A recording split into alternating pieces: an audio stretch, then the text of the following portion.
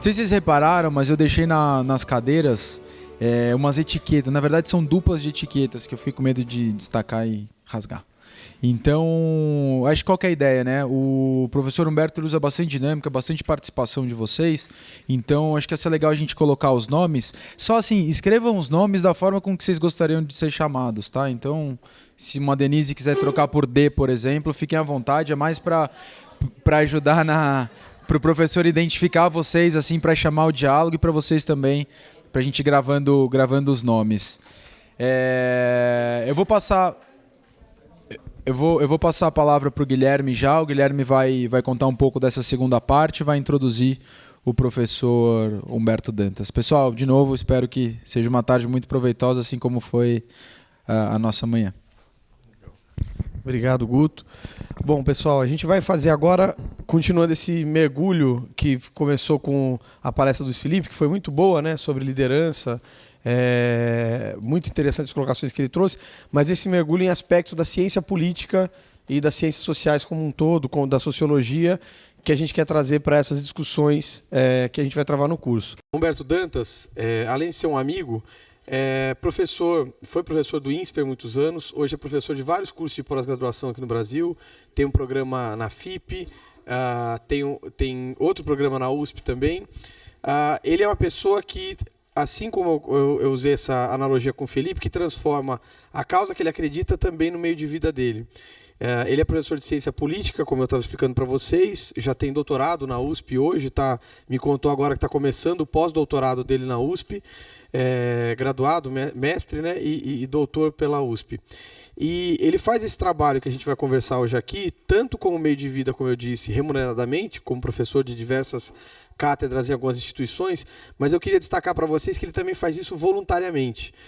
O Humberto a gente se conheceu porque ele era ligado ao movimento Voto Consciente, é um dos fundadores dessa ONG.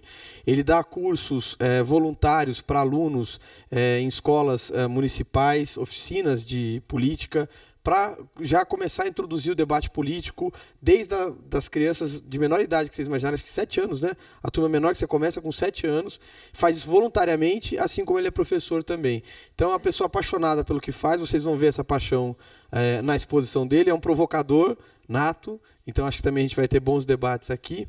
E sem me estender mais, eu vou passar a palavra para ele, para vocês começarem, e espero que vocês tenham uma tarde produtiva. Eu não vou poder ficar a parte toda agora da tarde, mas o Guto, o Rodolfo estão aqui, o Renato também do CLP vai estar aqui com vocês, tá bom? Obrigado, bons estudos. Humberto, por favor. Obrigadão. Tá gravando?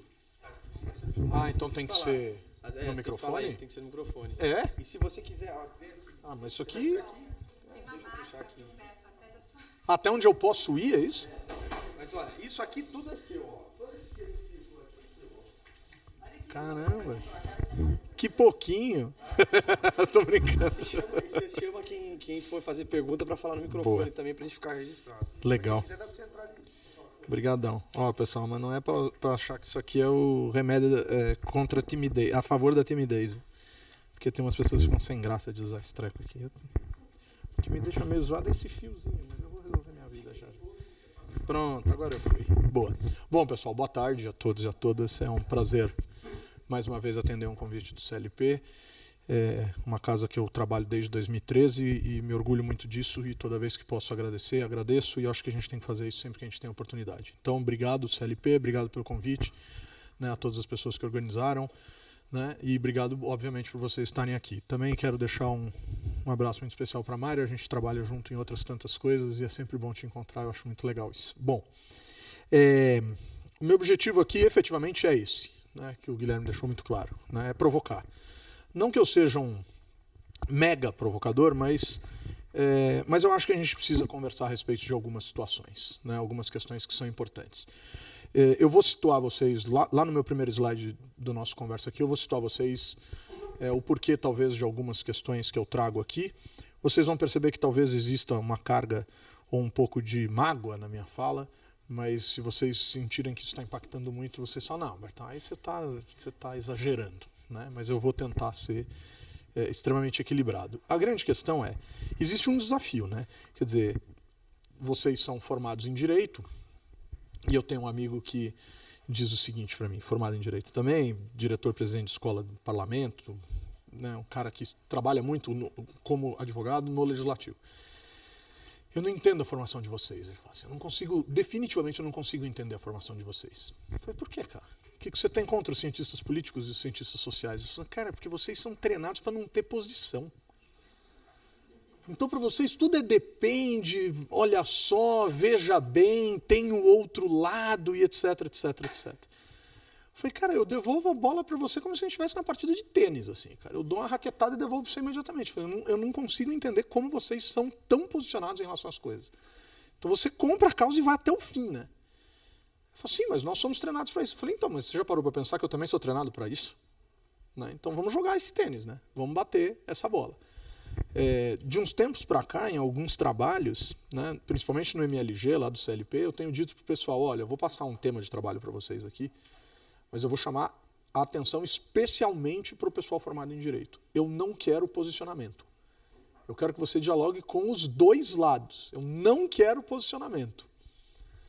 Obviamente que, em alguns casos, claro que isso é fácil, que rola tal, mas algumas pessoas, não, cara, vai lá e carrega do lado. Né, doutor Thiago? E fica bravo comigo. Até hoje me cobra a nota, tal, mas como é um baita de um aluno, resolveu de outros jeitos, mas foi bem em outros trabalhos, então, assim, mas ali onde, cara, isola o posicionamento. Não. Pá! Veio forte. Então, assim, nada que está aqui é um lado só, é uma verdade só, é uma forma de enxergar. E aí é justamente isso que eu quero provocar vocês. Assim. Eu quero que a gente venha juntos. Né? Eu não estou falando a verdade exclusiva e absoluta, isso para mim sequer existe.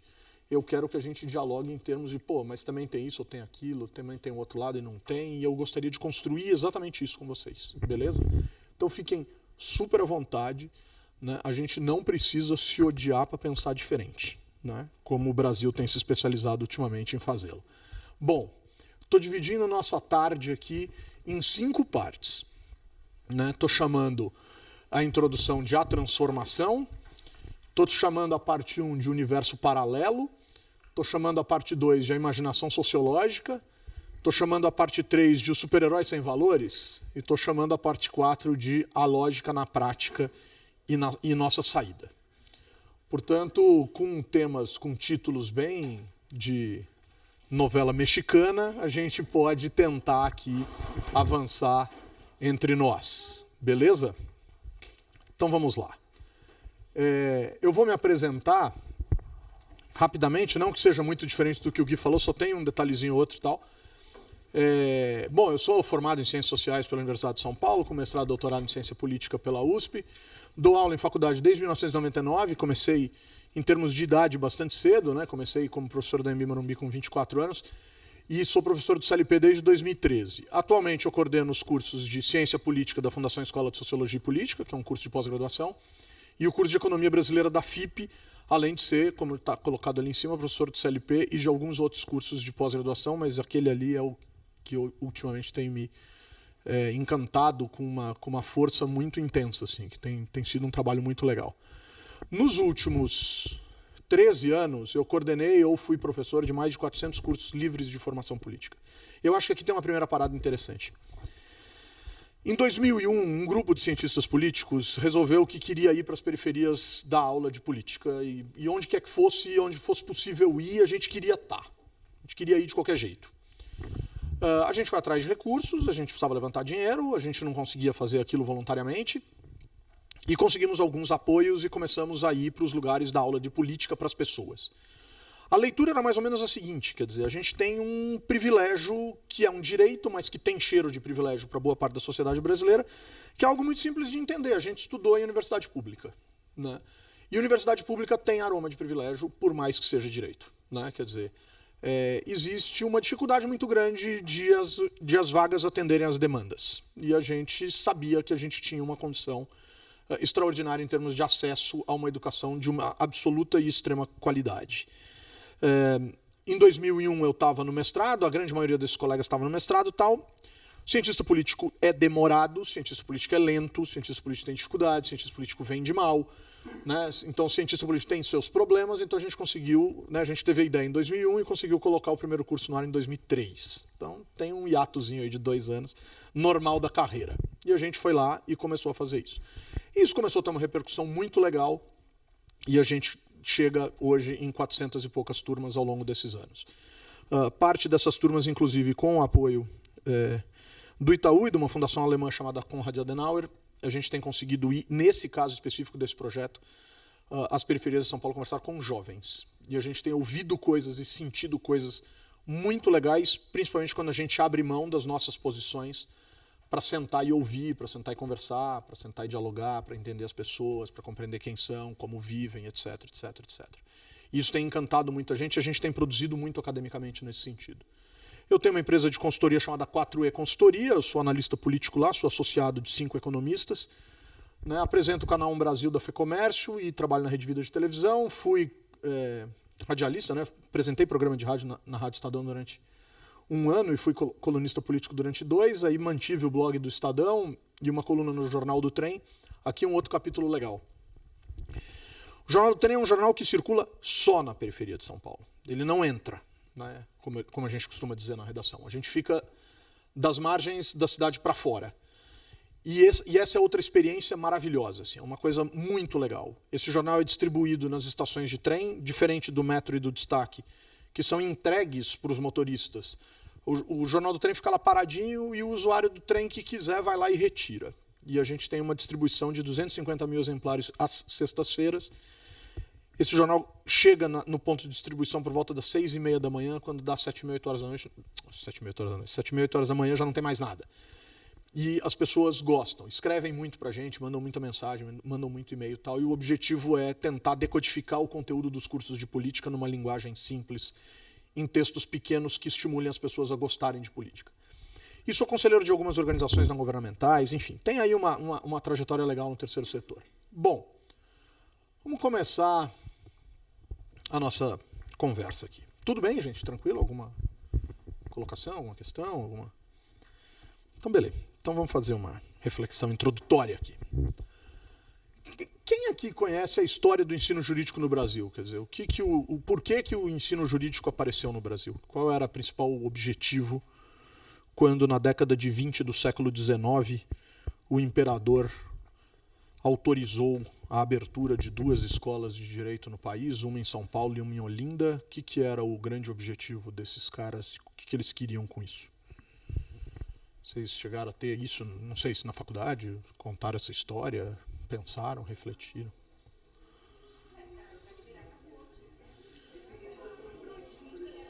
Peraí, vamos lá.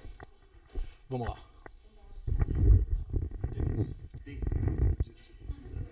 É que tem outra D. A Denise, que é a D, tá ali. A Denise. Olha, rapaz, tem muito tempo que eu tive essa aula, na verdade, viu? Mas, se eu não estiver tão enganada, a finalidade do início do curso do ensino jurídico no Brasil foi justamente libertar-se da corte, né? Porque quem estudava direito ia até a Europa e a finalidade era desenvolver isso aqui no Brasil. E nos libertar de que forma? Eu só lembro dessa parte da aula. Eu não li o segundo parágrafo. Em que sentido? Em que sentido que a gente se libertou da corte, trazendo a faculdade para cá? E por que hoje tanta gente sonha em estudar fora do Brasil? A gente não quer se aprisionar, né? Certo? Então. Dois fatores. Nesse que eu nem coloquei aqui. Bom, 2 fatores têm que ser tomados de relevância. O primeiro é que nós estamos submetidos às 3 grandes ordenações, manuelinas, afoncinas e filipinas, Eu acho que nessa época, em 1821, 1822, eram as ordenações filipinas. Então, havia o interesse de uma nova reconfiguração do ordenamento jurídico brasileiro, distinguindo-se do ordenamento português, que nós tínhamos importado, porque não deu tempo de fazer um, mas também havia a necessidade de uma formação de uma elite política que até então se baseava na formação jurídica de Coimbra e que era necessário que se fortalecesse no Brasil com as peculiaridades do Império. Mais alguma posição? Eu voto com o relator. Boa. Eu vou ficar com essa segunda posição. As escolas de direito no Brasil foram criadas para alimentar as fileiras políticas do Estado recém-independente chamado Brasil. Então, 2 escolas. Uma briga que vocês imaginam gigantesca, né, dentro da Assembleia Nacional, né, entre os deputados, para determinar onde ficariam essas escolas. A primeira defesa era uma defesa óbvia relacionada à estrutura, Rio de Janeiro e Salvador, por razões óbvias, eram as cidades, né, mais claramente estruturadas que nós tínhamos no Brasil à época. E existia uma outra, né, lógica de se dizer que essas escolas tinham que surgir justamente em lugares ainda não tão desenvolvidos, com o objetivo de tornar esses lugares desenvolvidos. Por sinal, não são poucas as interpretações históricas que dão conta de que a chegada da Faculdade de Direito no Largo São Francisco é um dos principais motores do desenvolvimento de São Paulo, para que São Paulo fosse o que São Paulo é hoje em termos do seu gigantismo, né, da sua capacidade extraordinária de não só produzir riqueza, não só produzir uma série de questões, não só atrair gente, etc., mas também para se tornar um polo de conhecimento muito significativo dentro do Estado brasileiro. Então tá lá. Então a gente construiu essas 2 escolas, né?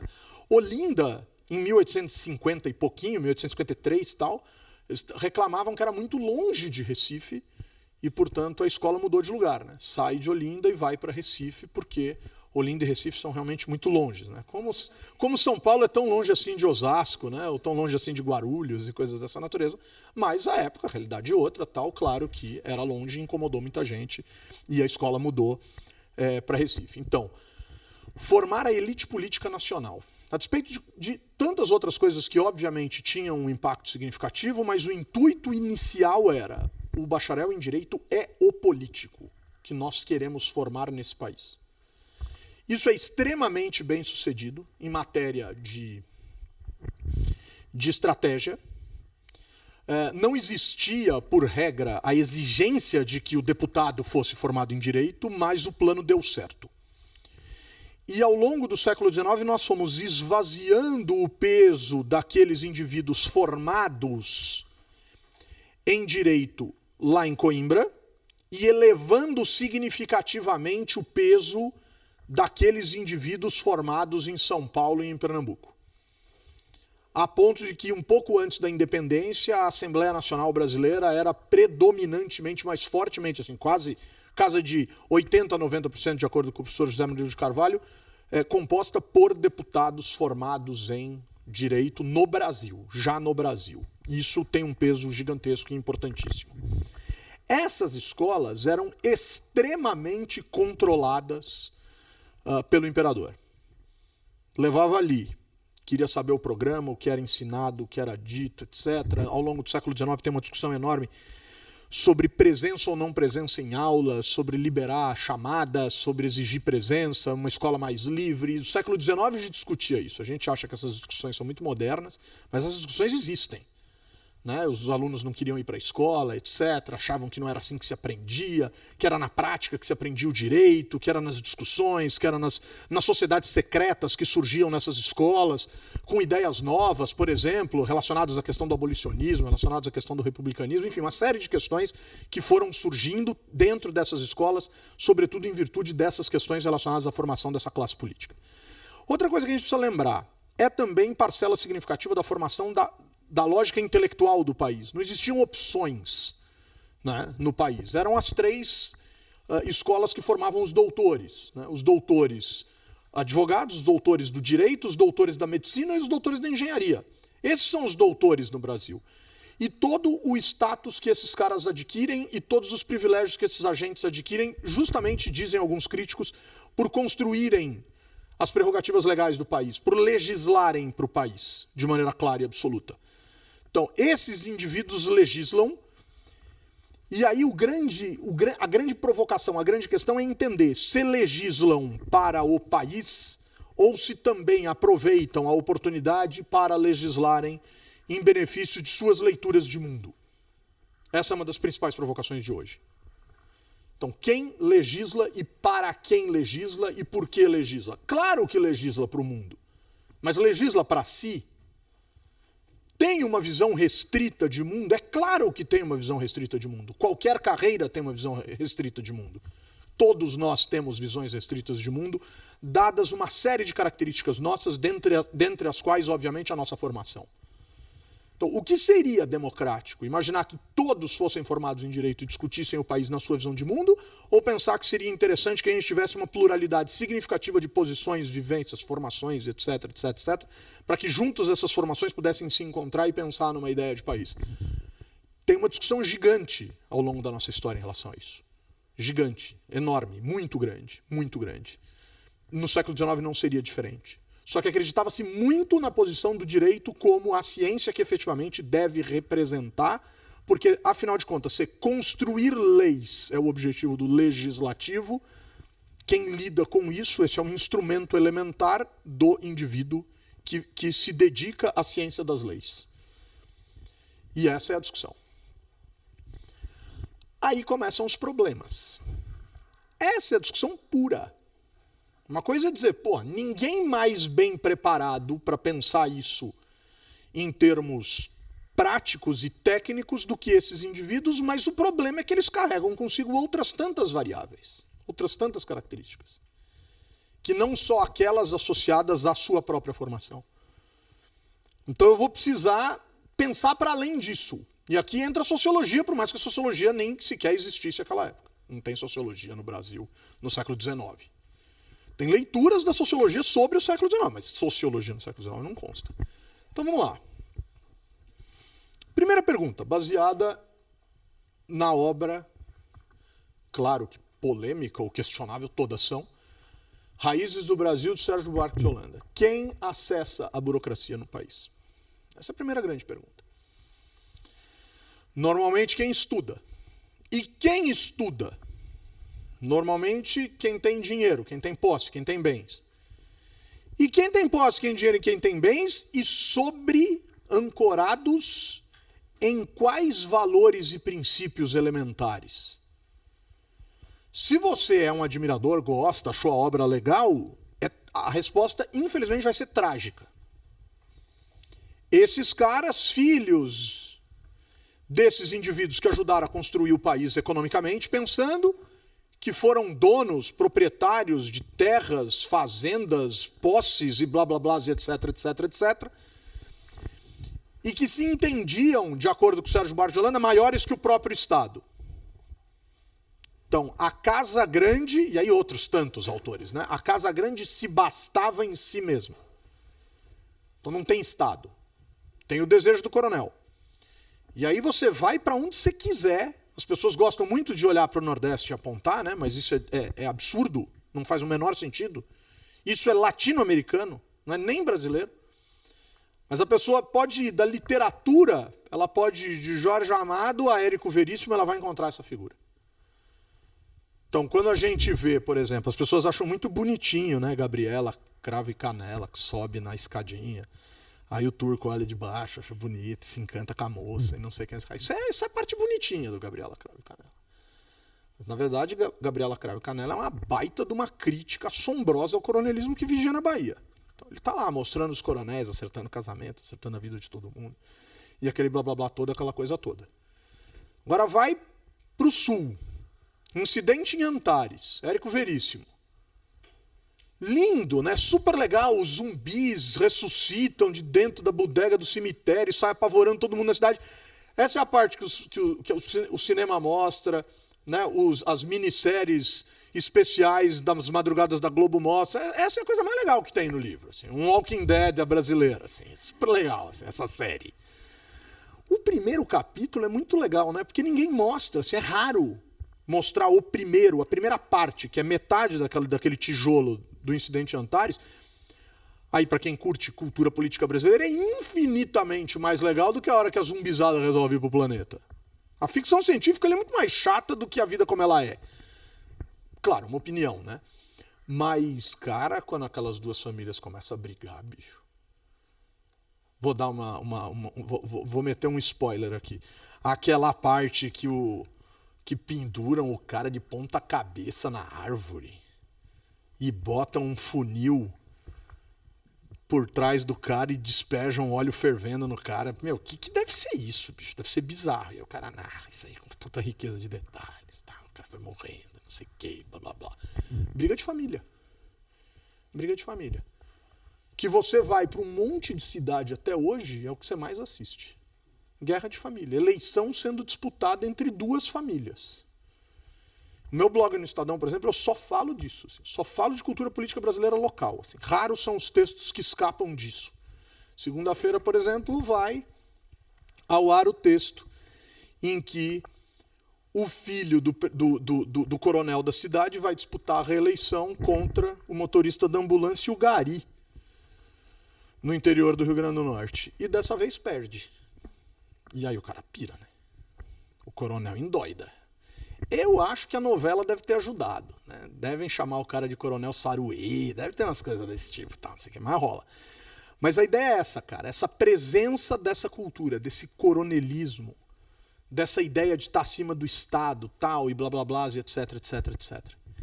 Os filhos desses caras, por mais que tragam coisas da Europa, por mais que tragam ideias inovadoras, por mais que saiam do país, por mais que vivam nas cidades e que se relacionem com outras pessoas e pensem diferentes, é óbvio que isso acontece, mas essa carga, isso que o Douglas North chamaria aí de pet dependence, esse pet dependence é claro e a gente arrasta isso como um bom fantasma é capaz de arrastar suas correntes.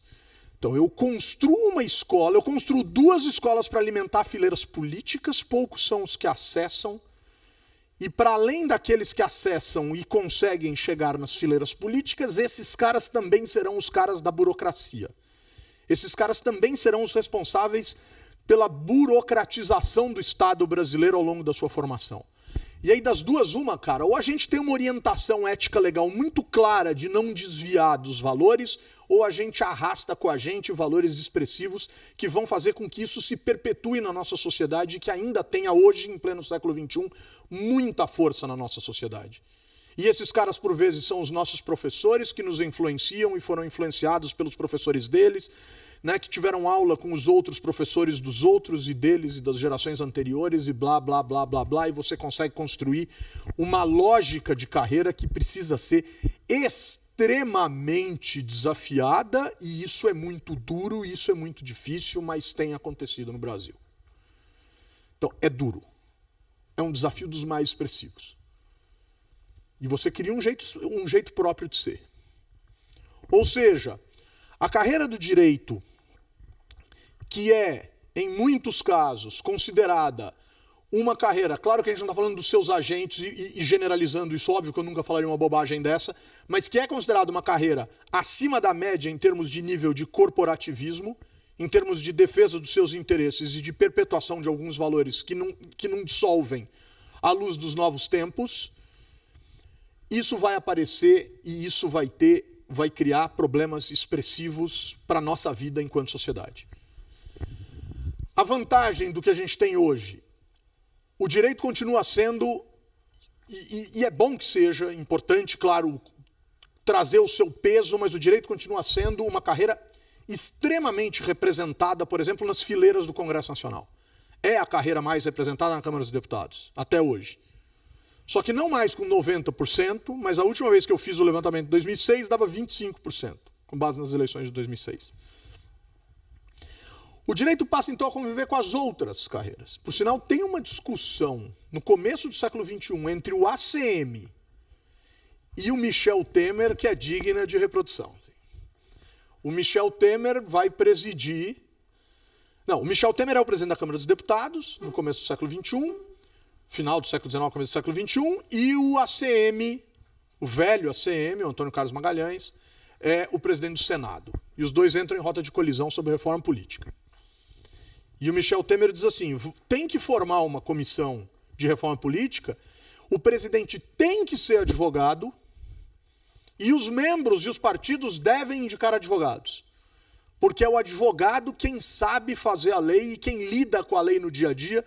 Então ninguém melhor do que esse cara, ninguém mais preparado do que esse cara para efetivamente dizer o que é melhor para o país em termos legais. Michel Temer, professor de Direito, defendendo a posição dele. E o ACM devolve. Engenheiro, devolve. Porra nenhuma. De jeito nenhum. Justamente por isso que não tem que ser. Você não tem que legislar à luz da sua realidade. Você não tem que legislar para facilitar a tua vida. Então, justamente por isso, não tem nem que ter advogado. A gente cria e vocês operam. Óbvio que nem um lado e nem o outro. Né? É óbvio que não. Mas é uma baita discussão pública, por jornais. Descendo o cacete um no outro, assim, falando que é um absurdo e tal. Isso me inspirou e eu escrevi minha dissertação de mestrado sobre o papel do bacharel em Direito na política nacional. Por isso que eu conheço essa história, tal, não sei o que, porque essa aí é a dissertação de mestrado que eu fiz, que eu defendi em maio de 2002. Então, esse é o caso. A discussão está aí, está presente até hoje, cara. É ou não é, vai ou não vai e tal. E, de novo, a gente cai nas armadilhas que a gente tem caído tanto nesse país. Né? É ou não é? Cara, nem é nem não é. Pode ser. Tem dois lados. Tem várias possibilidades. Tenho que entender o lado do outro. Entendo isso que você está dizendo, mas entenda o que eu estou dizendo. A gente tem capacidade? Não. A gente tem muita dificuldade. Não aqui. Nesse espaço bonito, bacana, com gente nova, tal, que tem ideias novas, tal. Mas estou falando, no mundo está dificílimo. Está dificílimo.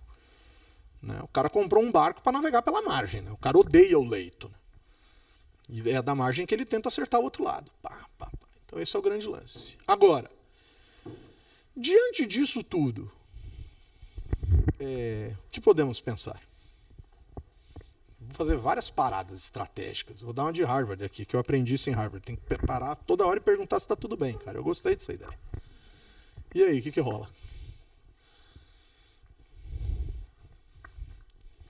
Tá tudo bem? Tá tudo em paz? D. Inventa outro nome. E aí, o que temos? Boa. Cara, eu não posso passar daqui. Não, é só um comentário que de certa, bem, tudo bom. Tem que dar até um sorriso aqui.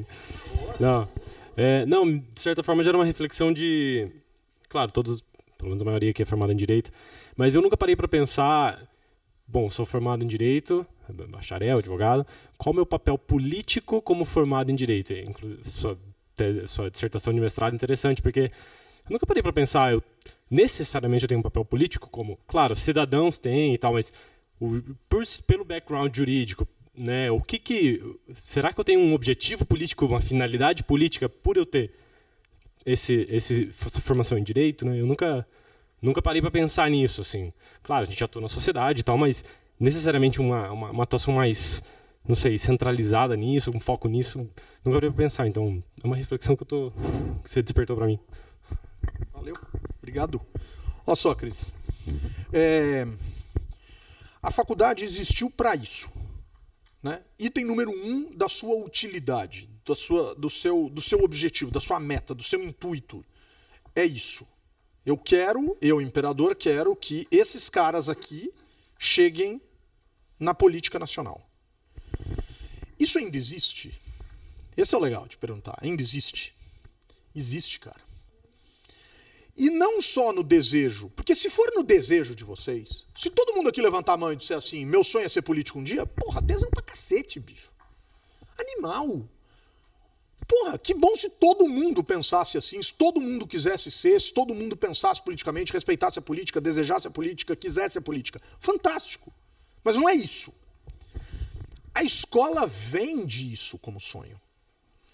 Então, o que eu localizei na minha pesquisa? Que muitas escolas, nas suas mensagens institucionais para o mundo, e aí eu usei como base em 2002, os portais, à época dessas escolas, descrevem o bacharel em Direito como o mais bem preparado cidadão para ser político no Brasil.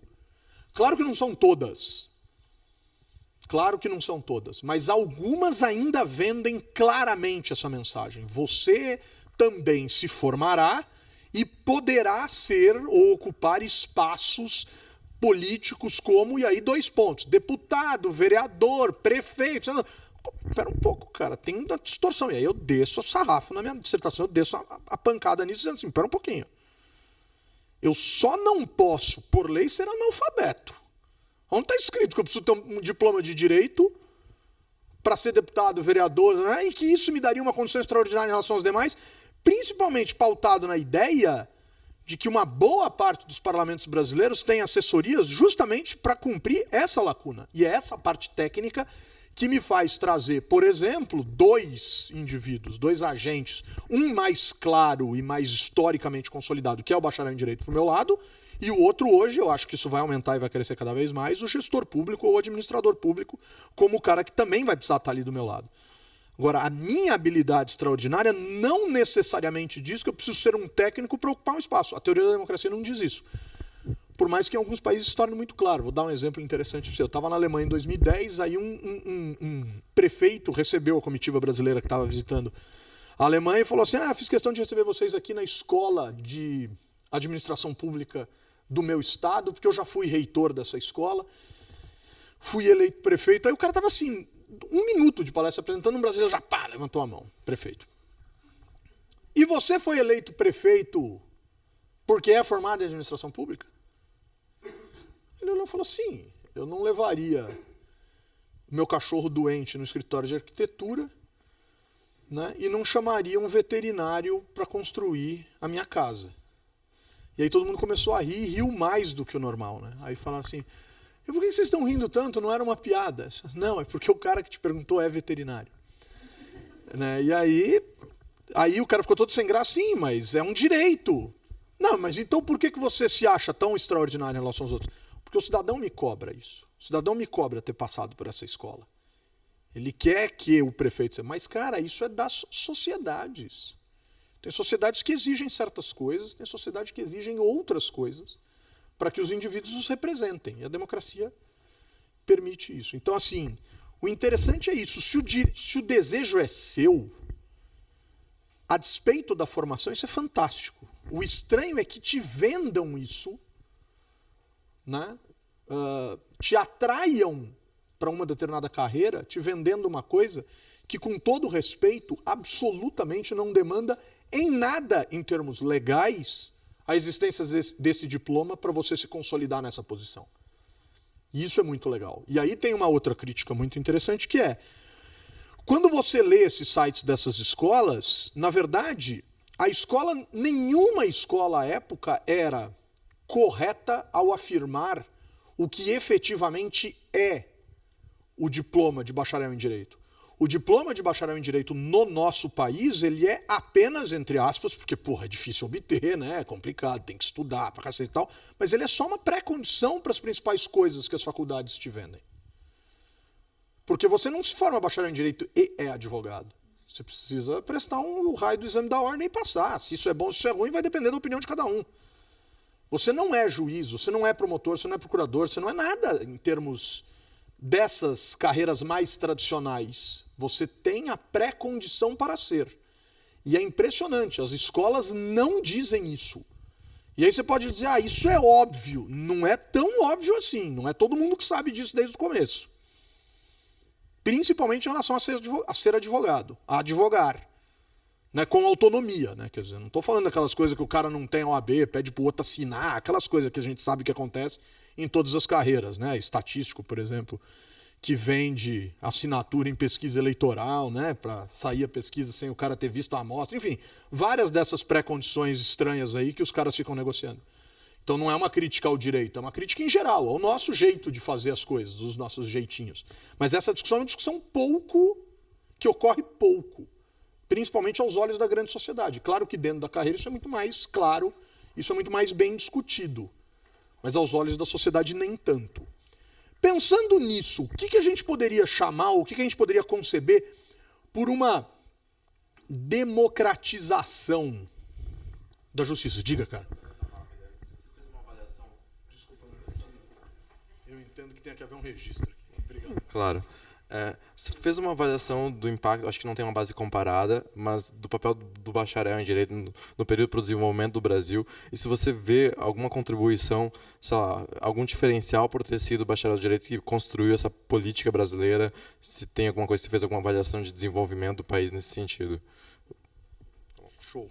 Boa. Obrigado. Olha só, Maurício. Historicamente, o bacharel em Direito entra em conflito. O bacharel em Direito, em termos históricos no Brasil, tem 3 grandes conflitos. Ele tem conflito com os militares, ele tem conflito com os economistas, tem conflito com os engenheiros. E as carreiras se entreacusam. É muito legal isso. Quando você pega essa história, as carreiras se entreacusam. Os militares tomam o poder no Brasil, chegam ao poder no Brasil claramente em 2 ocasiões, na República, né, quando se proclama a República, e no golpe de 1964, no 31 de março de 64. Nesses 2 instantes existe deliberadamente um discurso, você localiza em livros, etc., na dissertação eu localizo, de, cara, tira esses caras da frente. Tira quem da frente? Os bacharéis em Direito. Por quê? Falam muito, tem muita ideia, mas não aplica. É crítica, não é verdade, é crítica. É diálogo. Traz quem? Traz quem diagnostica com precisão e quem executa com precisão. Quem diagnostica com precisão? Economista. Quem executa com precisão? Engenheiro. Traz. E aí tem esse instante, está lá na dissertação, vários documentos, vários escritos falando sobre isso. Eu não estou dizendo que quem está certo, quem está errado tal. Agora, no segundo período de 64, a coisa é mais eficiente, velho. Porque aí você vai matar o bacharel em Direito. Na sua essência crítica. Porque o bacharel em Direito, pela sua essência, ele é, por excelência, um crítico da sociedade. Na sua formação histórica, esse cara é, entre aspas e com todo respeito, assim como nós sociólogos e cientistas políticos somos, o chato da vez. Né? Tá errado, não pode ser desse jeito. Então faz. Não, eu não estou dizendo que eu sei fazer. Estou dizendo que tá errado.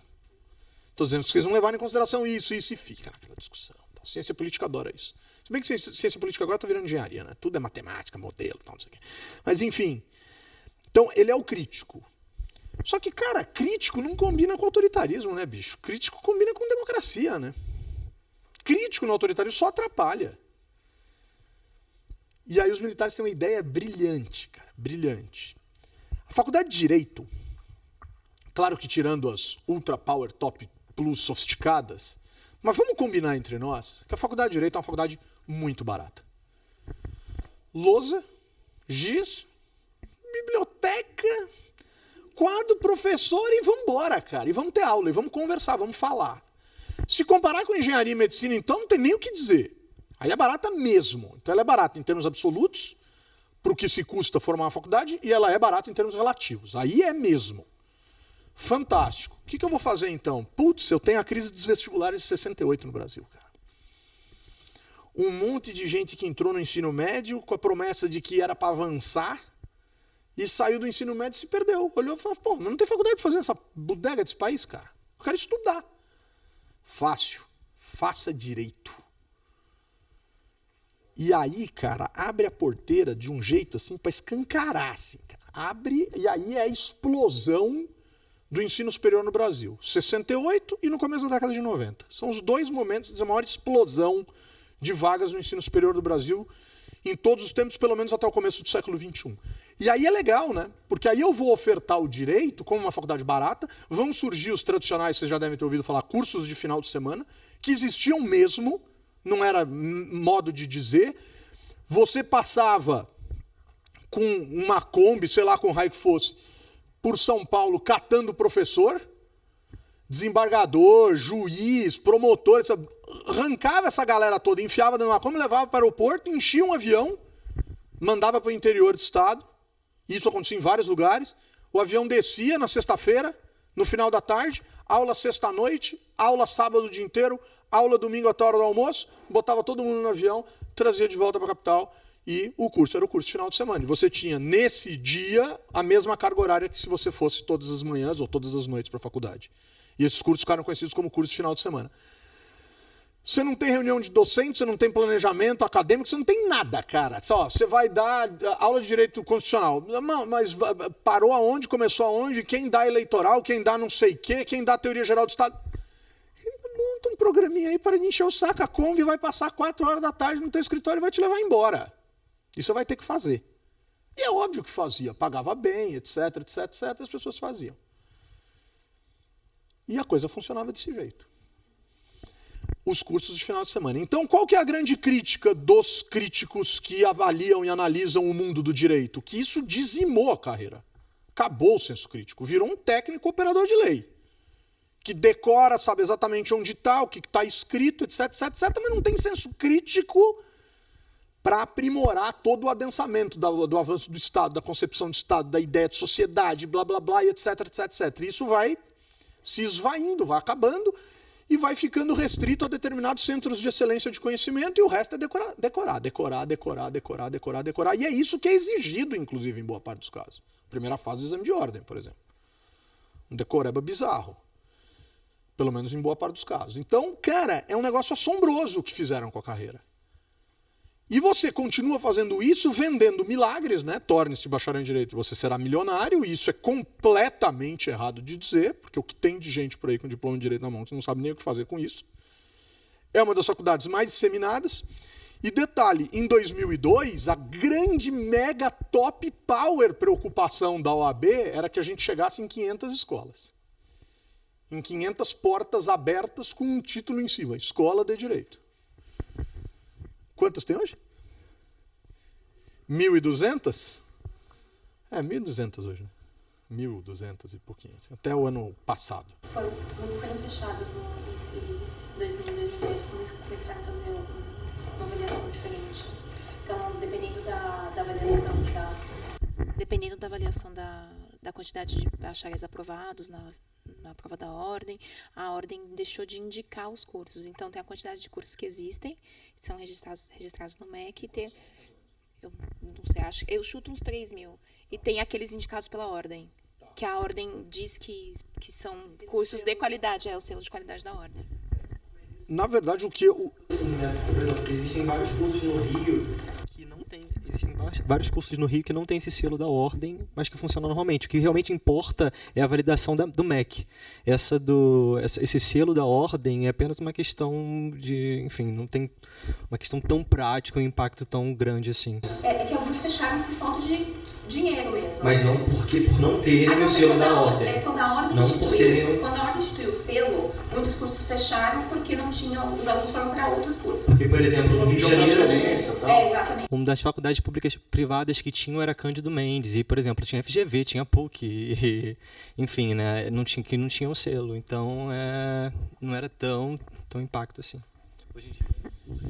Então, o Will Rosa, né? Quer dizer, tem essa discussão, mas na pesquisa recente que eu fiz agora, eu escrevi um artigo recentemente, vou chegar a falar sobre ele, a gente contabilizou mais ou menos 1.000 e poucas, 1.200, 1.200 escolas. Cara, como é que você se assombra com a possibilidade de existência de 500 e 13 anos depois você está somando 1.000 e tantos? O que aconteceu? Mudou alguma coisa? Não mudou nada. A crítica da OAB continua ácida. Dizendo, não pode existir tanto curso, é um absurdo que exista tanto curso, é inconcebível que exista tanto curso. O que existe? Olha ali a terceira linha. O que existe, cara, é um mega mercado de honrarias e defesas, em que você não vai abrir mais uma escola sequer, esqueça. Se nós dois, por exemplo, resolvemos abrir uma escola, a gente não abre. Mas como é que eu vou dizer não para um pedido que tem como diretor da escola o ministro do STF, não sei quem, não sei o que lá? Como é que eu posso negar a abertura de uma escola que tem como seu diretor simbólico, presidente do Tribunal de Justiça do Estado? Não sei o que? E começa, é só assim que vai abrindo.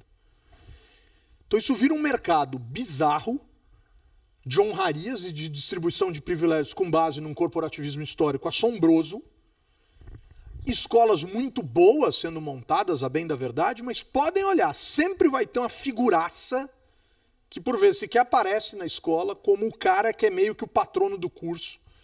E é esse nome que abre a porta para a OAB baixar o olho e falar, eu entendo que não devia mais ter, mas como é esse cara quem está pedindo, a gente vai ter que fazer com que deixe ter. E isso dá o tom, muitas vezes, das relações dentro da carreira. As coisas vão acontecendo, muitas vezes, por isso. E isso é perigoso. Então, a pergunta, o que seria pensar na democratização nesse nosso mundo? E eu vou dividir essa resposta para o nosso debate em 2 pedaços. A democratização do acesso à justiça e a democratização do acesso à carreira. Que carreira que eu estou falando aqui? Não estou falando da carreira de advogado. Estou falando da carreira de juiz aqui, especificamente da carreira de juiz. E eu vou me pautar muito na ideia da carreira de juiz aqui, na nossa conversa de hoje. Então, esses 2 desafios são desafios dos mais expressivos que atravessam uma discussão acerca da confiança na justiça. Ontem saiu a pesquisa da GV dizendo que abaixou. Como é que pode abaixar? A justiça está mais ativa do que nunca nesse país. Abaixa a confiança na justiça. Então, as instituições no Brasil, essas formais, mais associadas à ideia da democracia, em crise. E a ideia é que valores devem nos guiar em busca dessa transformação. Esse é o grande desafio. Então, prestem muita, muita atenção sempre. E aí, claro que agora é corporativismo da minha parte. Nessa mulher aqui, ó. Cientista política Maria Tereza Sadek. Então, a Sadek, desde 1993, estuda o judiciário na ciência política. E o legal é que, como professora da Universidade de São Paulo, vai orientando mestrados e doutorados à larga, num ritmo muito legal, de gente que estuda o judiciário. Então, hoje você tem alguns centros de estudos do judiciário na ciência política, na sociologia, mas principalmente nesse caso aqui, partindo dela, na ciência política, que dialoga muito bem com esse universo da análise da carreira, de entender a carreira, de entender as carreiras dentro da lógica da justiça. Então, das carreiras ligadas ao Ministério Público, das carreiras ligadas à polícia, das carreiras ligadas ao Poder Judiciário. Então, é bem interessante olhar isso. Existe um centro de pesquisa de judiciário na Universidade Federal de Pernambuco, que é fortíssimo, né, orientado pelo professor, principalmente, né, levado adiante pelo professor Hernani Carvalho, que hoje está com uma posição na reitoria da UFPE, mas é um professor que dentro da ciência política estuda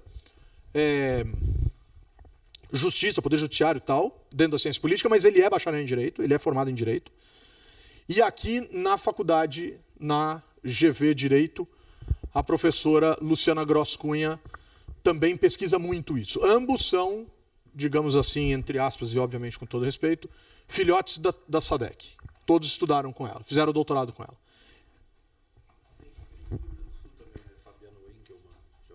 Tem o Fabiano no Rio Grande do Sul. Boa, bem lembrado, bem lembrado.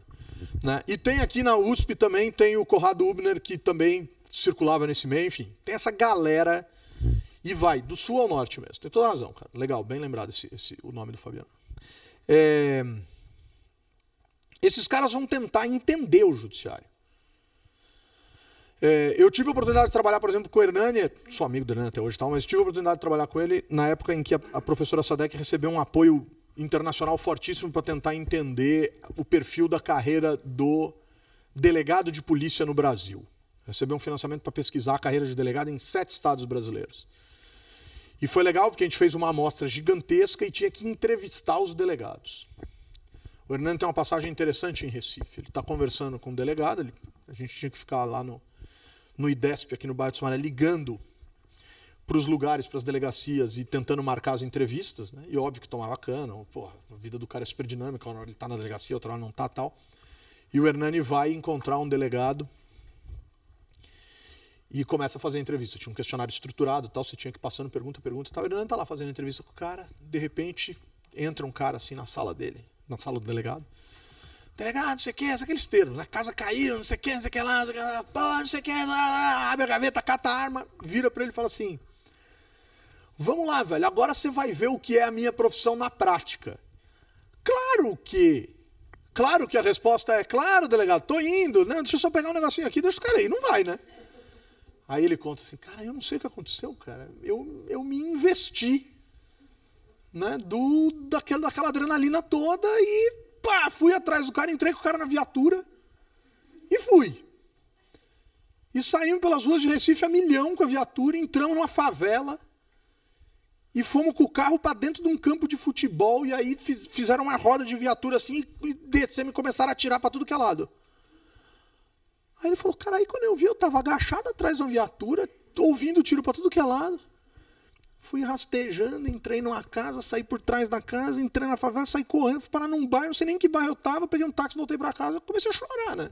Às vezes óbvio, às vezes você não tem nenhum treinamento para isso, você não foi preparado para isso. E entrou na maluquice e foi. E conta isso no grupo de pesquisa aí já rindo, né? Aí lá fui eu pro Vale do Ribeira. Chego ali naquelas cidades, Miracatu, ali, região difícil do Vale do Ribeira e tal.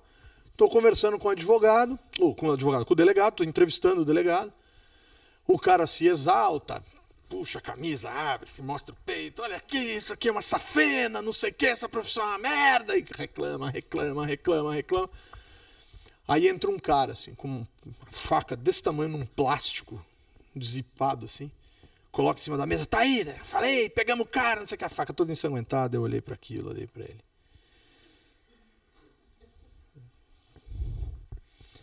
Falei: delegado, deve ser o que eu estou imaginando, né? Ele falou assim: você não acha que vai ter festa do tomate na cidade hoje à noite, né? Eu falei assim: pois é, delegado, então. Falei: pois é, a vida é dura, e aí reclame, uma dureza desgraçada. Então, assim, a questão desafia, e a gente precisa ficar atento a essas questões. Da onde vem, para onde vai, o que acontece, o que não acontece. Mas vamos lá. Esse texto aqui, de 2014, da SADEC. Acesso à justiça, um direito e seus obstáculos. O que ela vai dizer? O direito é o que garante todos os direitos. Então, ter direito é o que te garante viver numa sociedade em que, obviamente, você vai ter acesso a todos os outros direitos. E ter direito não é só a garantia dos direitos, mas também ter espaço e ambiente para reclamar, reivindicar, dizer que está errado, tentar melhorar e etc. O direito é parte dessa lógica que é muito mais ampla do que simplesmente escrever que você tem direito a alguma coisa. Então a lógica da reivindicação, a lógica da discordância, a lógica do dizer que não é bem assim que a coisa deveria acontecer e etc, etc, etc. Em tempos de violência e de acirramento político, fica difícil de acreditar nisso, né? Em que a gente está tão intolerante, etc., em que a sociedade está tão intolerante em múltiplos sentidos. Mas a ideia é: o direito garante todos os direitos. Então dizer que você tem direito te garante uma série de questões absolutamente elementares. Mesmo aquilo que você já não tem, ou aquilo que você ainda não tem, você tem o direito de pleitear. E isso o direito te oferta. Portanto, existe aqui uma questão de, reconhecer a existência dos direitos. Isso é absolutamente fundamental. E o segundo ponto, uma questão de garantir o funcionamento das instituições formais de tal sorte que, obviamente, ela fortaleça a ideia de que você tem direitos e reconhece os seus direitos. Então, efetivação é diferente de proclamação. Uma coisa é eu dizer que você tem, outra coisa é de fato você ter. E esse é o grande desafio do acesso à justiça. Então, ter acesso à justiça não é só dizer: olha, você tem direito a acessar a justiça se você não estiver satisfeita. A questão é saber se efetivamente você consegue acessar a justiça. Nesse sentido. Esse é um grande lance. E aí ela vai dizer: olha, isso aqui, esse desafio, ele está concentrado em 3 grandes negócios, em 3 grandes coisas, em 3 grandes áreas de percepção que você tem que olhar com muita atenção quando você for discutir acesso à justiça no Brasil, e ela está olhando para o Brasil. O acesso à justiça pelas pessoas mais pobres, a questão dos direitos difusos e a informalização para a solução de conflitos. O que é essa informalização para a solução de conflitos? O direito não pode falar uma língua que não existe. O direito tem que se tornar mais simples. O direito tem que se tornar mais claro para as pessoas. Né? Aquela história de você ler um parágrafo, você não saber por onde começar. Eu já estava brincando isso com um amigo meu, advogado eleitoral. Eu falei, cara, eu vou dizer uma coisa para você. Você não vai poder dizer que eu sou um ignorante na vida. Alguma coisa eu li, aprendi e tal, mas, cara, eu leio esse parágrafo. Eu entendo menos isso aqui do que pelo menos outras 3 ou 4 línguas que eu não domino. Assim, tipo, se isso aqui tivesse escrito de uma maneira simples, em francês, em italiano, né, em romeno, talvez eu tivesse entendido isso aqui. Mas em juridiquês eu não consigo entender nada do que está aqui. Eu saio com a sensação de que aconteceu uma coisa e eu tenho certeza que eu vou te perguntar, você vai me dizer que aconteceu outra. E aí não rola, cara. Então, esses 3 desafios são os desafios essenciais, elementares, de acordo com ela, para a questão do desafio ao acesso à justiça no país. Certo? E ela vai dizer o seguinte, você tem que olhar pelo direito de 2 formas. Como você entra e como você sai. Então, pensar em acesso à justiça é pensar na construção da porta de entrada e na construção da porta de saída. E que essas 2 portas são absolutamente elementares para você pensar em acesso à justiça. As pessoas têm que ser fácil botar o pé para dentro e igualmente fácil, ou também fácil, botar o pé para fora. E aí começam as críticas. Na entrada, falta instrução e conhecimento. E o que isso gera? Alguns entram e a imensa maioria se afasta. Ela faz um estudo no começo do século XX chamado Acesso à Justiça, publicado, um livro publicado, ela organiza, pela Fundação Konrad Adenauer, em que ela pega uma massa de processos gigantescos e diz o seguinte, olha aqui, ó as pessoas se repetindo. Ó, esse aqui de novo, ele outra vez, ele de novo, ele mais uma vez. Então o cara que sabe, que conhece, vai toda hora. Toda hora o cara está lá dentro, toda hora o cara está lá dentro, toda hora o cara está lá dentro. Ela vai dizer, mas cara, olha quão poucas pessoas. Então falta massa dentro da justiça. Falta galera dentro da justiça. Esse é o primeiro ponto. E aí muita gente nem acredita e se afasta e não quer nem saber. Não sabe nem como funciona, tem medo. Tem uma série de problemas. Pesquisa do IPEA 2010. 63% dos que tiveram problema sério não procuraram o judiciário. 2/3. Fundação Getúlio Vargas 2012. Procura concentrada em maior renda e escolaridade. Quanto maior a renda, maior a escolaridade, maior a probabilidade do cara, ao ter um problema sério, procurar a justiça. E você volta aqui em cima e fala, cara, então você tem um problema grande, né? Porque o direito que garante todos os direitos a todas as pessoas não existe aos olhos das próprias pessoas.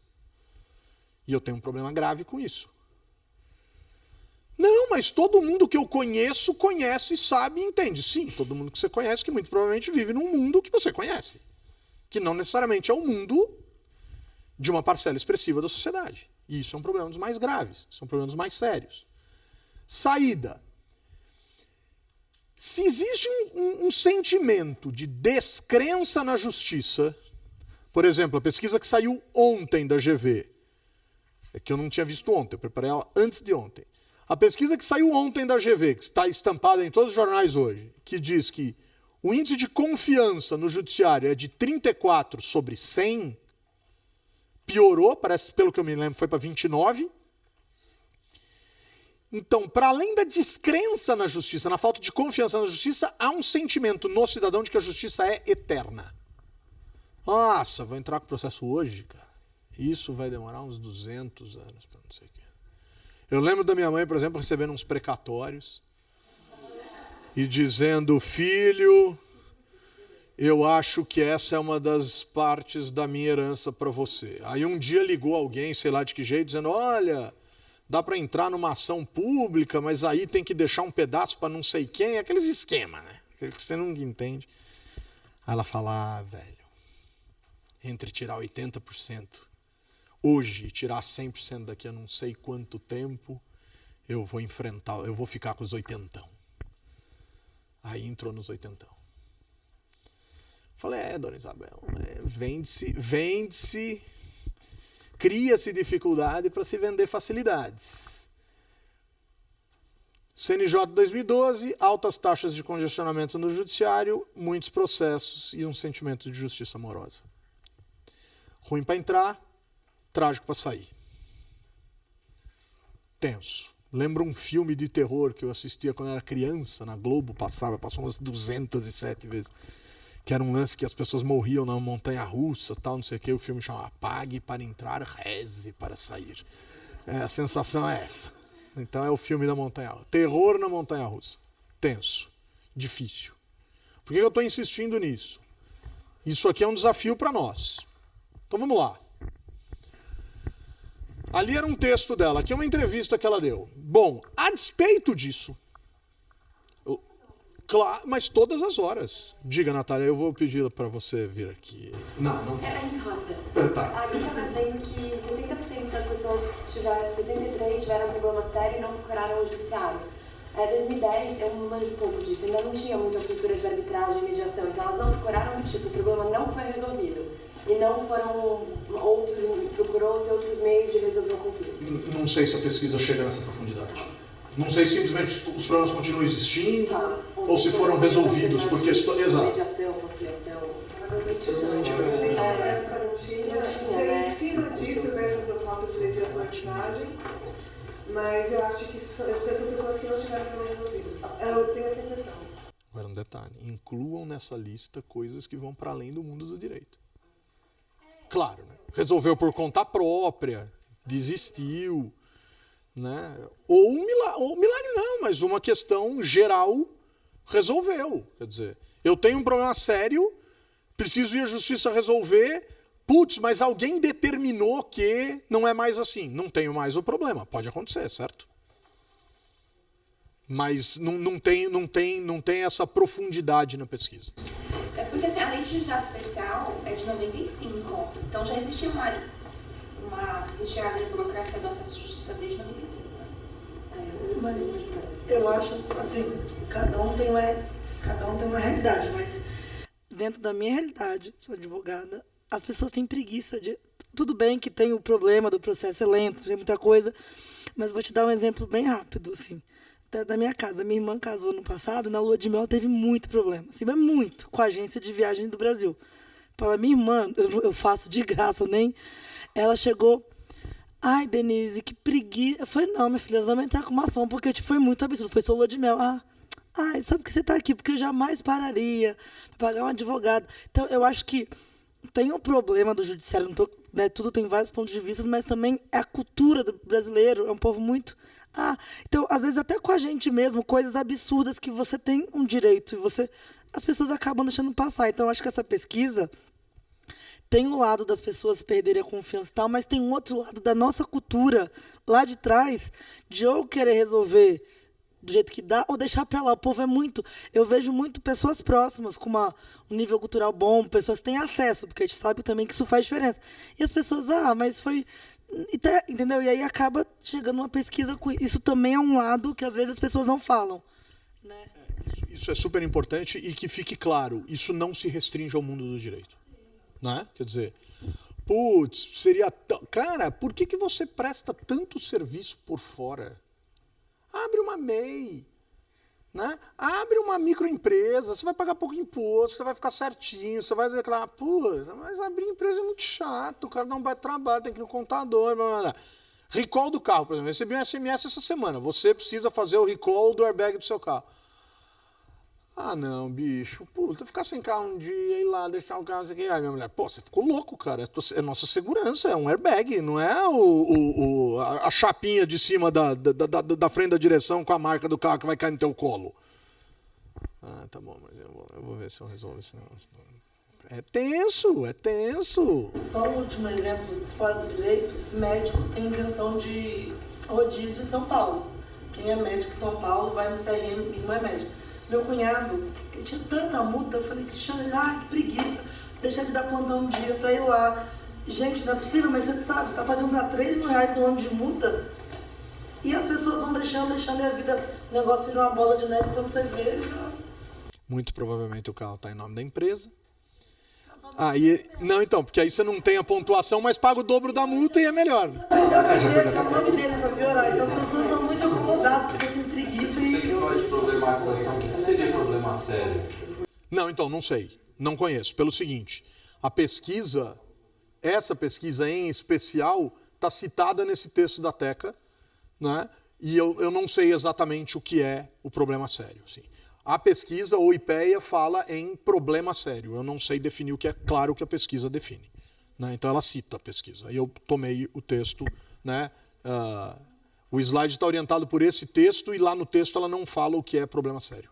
Mas acho que deve ser bem legal olhar para essa pesquisa. Beleza? Aí eu fiquei, né, só para citar um lance aqui, mas tem toda a razão. Não, mas não é isso. Não é isso.